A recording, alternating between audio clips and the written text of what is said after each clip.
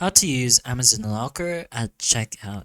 So there are a few steps over here from an official website. So choosing Amazon Locker at checkout. So for the first part is once you add to cart, you can add the item you'd like to purchase to your cart. So navigate to the icon of the Amazon page and click the yellow add to cart button to the right side of the screen. So once you've done that over here, it's gonna look like this, or you can try Amazon Locker, one locations near this address. So if the Amazon Locker option is available in your area, you'll see a link under your shipping address.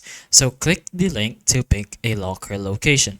So just choose from whichever is available over the options and either pick a locker location from the listed options or search for another location by address, zip code, landmark, or locker name. So most Amazon lockers are located within 7-Eleven stores. But anyways, you can then choose a delivery option over here. So just choose and then press and continue. So after choosing your locker location, you'll be directed to a page that lets you pick your shopping speed. The most common options are standard, 2-day, and then the free with Amazon Prime and 1-day locker delivery. So just choose with that and then just press and continue. Once you choose in from the different shipping options, you can then press and continue. Then you're gonna have to select your payment method and review and place your order.